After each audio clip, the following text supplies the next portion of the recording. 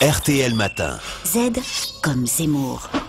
Bonjour Éric Zemmour. Bonjour. Alors vous voulez revenir ce matin sur cette annonce de François Hollande qui s'engage, s'il est élu bien sûr, à demander au Parlement de supprimer la notion de race de la Constitution française. Commentaire? Oui, les mots, ce n'est pas cher. Les symboles, les tabous ne coûtent rien au budget de l'État.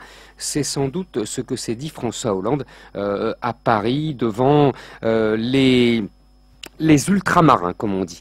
En ces temps de disette financière, les promesses symboliques sont les plus faciles à satisfaire. Hollande ne s'en est pas privé, comme il ne s'est pas privé de faire des cadeaux sur le dos des autres, compagnies aériennes ou opérateurs téléphoniques. Hollande avait retenu la leçon de son voyage raté aux Antilles il y a quelques mois, lorsque sa posture raisonnable, les mains vides de promesses, avait plombé l'ambiance. Cette fois-ci, les acclamations furent au rendez-vous, avec un seul mot, mot diabolisé, mot tabou, mot décapité fièrement par Hollande sous les hurrahs de la foule. Le mot race, l'affreux, l'horrible, l'indigne, à l'origine de tous les maux de l'outre-mer.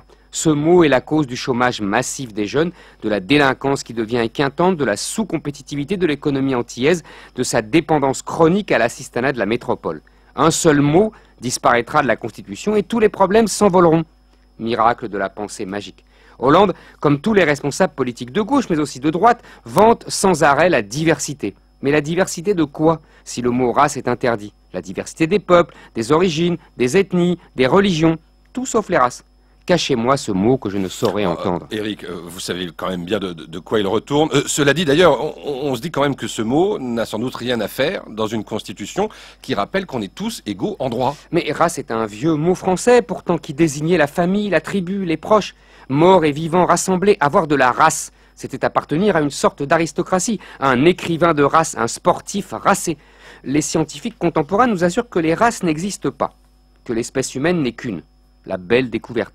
L'Ancien Testament nous disait déjà la même chose, tous descendants d'Adam et Ève. C'est justement pour contredire le discours humaniste de l'Église que des scientifiques anticléricaux progressistes, bref, plutôt de gauche, ont à la fin du XIXe siècle séparé l'humanité entre les différentes races, classées, ordonnées, séparées, pour mieux connaître. Puis peu à peu, la connaissance est devenue obsession, la science est devenue délire. On connaît la suite.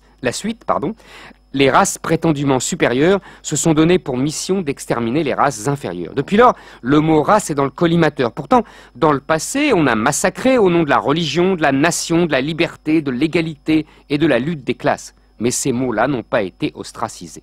Race a un traitement de faveur, ou plutôt de défaveur. Il est devenu interdit de le prononcer sans susciter l'émoi des bien-pensants, comme le mot sexe au XIXe siècle faisait hurler et bigote. Le mot « honni » devrait donc disparaître de la Constitution si François Hollande est élu. Mais s'il n'y a plus de race, comment interdire les discriminations selon les races? Il n'y aura plus de racistes, puisqu'il n'y aura plus de race. Les lois punissant les diffamations raciales, les incitations à la discrimination raciale n'auront plus de fondement juridique. Du chômage en perspective pour les associations anti-racistes. Un drame social de plus. Et c'est signé Z comme Zemmour, Éric Zemmour, qu'évidemment on attendait sur ce terrain et qu'on retrouvera demain matin. En attendant, on peut vous retrouver sur rtl.fr, Éric. Merci. Merci.